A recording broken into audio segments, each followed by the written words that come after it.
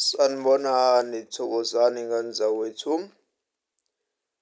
Uyanibingelela umkhulu wasemakhosini, uyanibingelela undaba enhle exoxa ngofakazi, uyanibingelela noyikemekeme umfungelwa.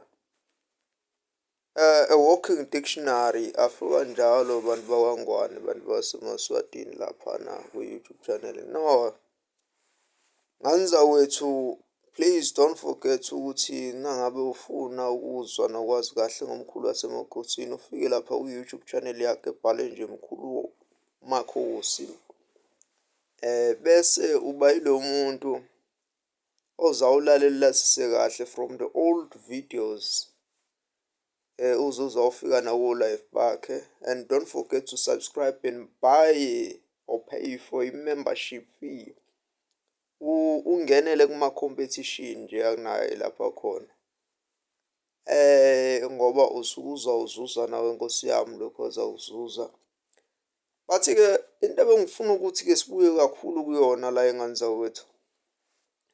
Kuhle ukuthi abantu endlini emnyama, nina bendlu emnyama kaphunga nomageba, ke sizijwayeze into enje ingane zawethu. Kunento engiyibukile, ngayibuka futhi yangayinhle. Lento lena imayelana nani bazali nina enibadala, nani umuntu enisakhula nje indlu emnyama nikhona. Musa uyizalile ingane yakho, wayikhulisa, ukuyikhulisa kwakho. Please stop ukuqalekisa ingane ngamaphutha amancane okukhula from stages to stages. Ingane uyiqale incane ingane uyayiqala ukuthi wena uyisifebe ukuthi futhi ngeke uze ube yilutho ngale ngqondo yakho. Please stop leyo nto, kakhulukazi from kubazali bethu laba from the 80s. Angikhulumi ngama-90s, still nama-90s they can fall lapho. From 80s, 70s, 80s, kulabo bazali balezo y'ngane. Kuyimanje uthola ukuthi abantu abaningi babanjwe iziqalekiso zabazali babo, ngenxa yokuthi nabo kabanayo idabu lapho. Lento ngizoyibamba nxa ngabe sisebenza abantu edlozini. Angikhulumi ngabantu othola ukuthi bazofuna ukuthi bakubambise isimo sento, kodwa wena ngoba nakhu usufikile esigodlweni sakho, unamandla ukuthi akunikeze into ezoba iswana nezodlulunda phezu kwalokho. Kodwa umuntu ozokwazi ukuthi akugeze kahle wena msalofu nesidalwa sakho sukuhambisana naso, aqinise ey'theni bese ekenzela into ezoba uhlambuluko ukuze la ey'dalweni ube ngumuntu obonakala, noma ozoba umuntu osekukhanyeni, yonke into yakho icace, kusuke wonke lezi inhlamba owabhecwa ngazo ubende inyama ungayidlanga, noma owanikezwa zona ngokungafanele. Sinenkinga yabantu abaney'nhliziyo zobuthakathi emakhaya, abaney'nhliziyo zokuthi umuntu uma ngabe ebona omunye umuntu ephumelela. Ngalezo y'nhliziyo baningi abantu abalahle isibusiso ebekufanele ngabe siyabembatha ekhaya, sikwembatha ngomntwana wakwenu. Bese ngizoshaya futhi labantu othola ukuthi sebenikeziwe isibusiso bese beyabalahla bonke abantu bakubo, umuntu ungabusakwazi ukusiza namunye. Ngelinye lamalanga, njengamanje ngiyambuka mina uJova indlela aseyidlala ngayo, akasamshaya umuntu eduzane yena msalofu, kodwa useyaye abuye eze ey'nganeni zakho nasesizukulwaneni zakho, ngoba vele namacala osazowathetha azothatha isikhathi ngoba nesigwebo sakho sikhulu. Zibuza ukuthi why izinto ekwakuthiwa zazenzeka kuqala zey'poki nokunye kungenzeki kubantu kumanje kungabe kusabonakala. Okay, right, angikho lapho, kodwa ngilento yezinhliziyo ezimbi, ngiwulento yokuthatha wena uthi unedlozi elikhulu noma wena unokukhuluma izinto zenzeke, kodwa lezi zinto oy'khulumayo zenzeke kuyizinto ezimbi zodwa. Uyikhuluma wena izinto zenzeke uma ngabe kuphela kukhona umuntu okonile nomuntu mhlasimbe kukhona into ekucasukile nento ekucasulile.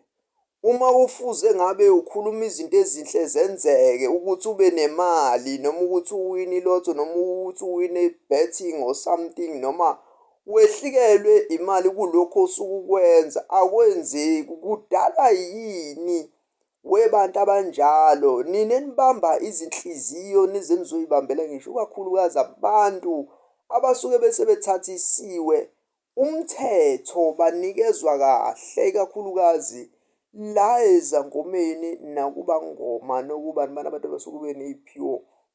Kade ngike ngayisho leyo nto ngaze ngayibeka mina ku-YouTube channel yami ukuthi la kinina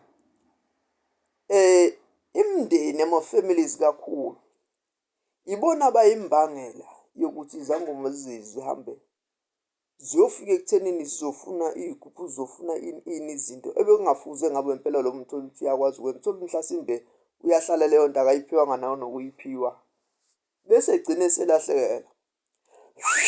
Nkosi yamakhosi, siyakhuleka Jehova oyingcwele. Hamba moya omubi, siyakhuleka nganizakuthi ile nto-ke engifuna ukuthi-ke siyikhuze.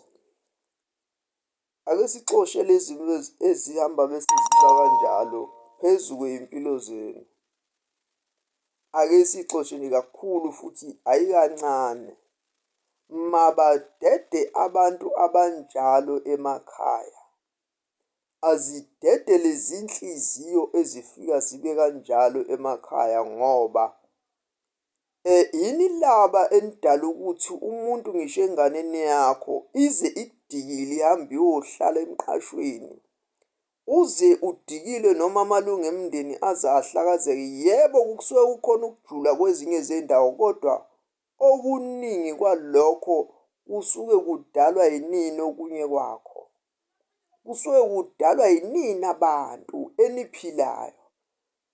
Kude lokhu kusola ningaze nizosole kusola umthakathi ngenxa yokuthi omunye umuntu nje futhi uma engahambi kahle sinekade wasehlole siyabuka ukuthi no, lo muntu sengamane kusole nje umthakathi ngoba sekunqena ukuthi kuhlakazeke abantu bemndenini noma bazohlakazeka ngoba kukhona phela abantu abenziwa uthola ukuthi omunye akaboni ngempela usemane nje uyahlanekezela uyahlahlamezela. Kodwa into engiyishoyo ikunini ukuthi mina ngikubukile lokhu kaningi according to i-experience yami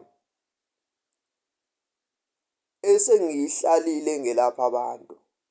Ngakubuka lokho even from the families asuke esondelene nami amaye uthola ukuthi ba amalunga emndeni yami uqobe ngibuka ukuthi no man, yazi umuntu uyaye uze umtshele, but into engiyithandayo ngithanda into eyi-one.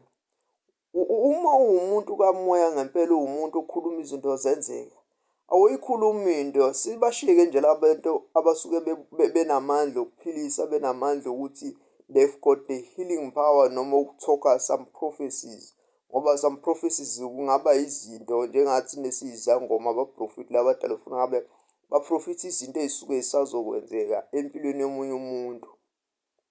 So uNkulunkulu uthi uyawubusiseka kanjani na nxa wena usakwazi ukuthi uzawuvimba isibusiso sikamfowenu noma uzawuvimba isibusiso ngisho sengane yakho uqobo lwayo ukuthi uyayikhulisa, kodwa namanje uma izoshaya ama-minor mistakes nje, lawo ma-mistake okukhula komntwana, wena usuyithwesa isiqalekiso uthi makwenzeke njani kulo mntwana na.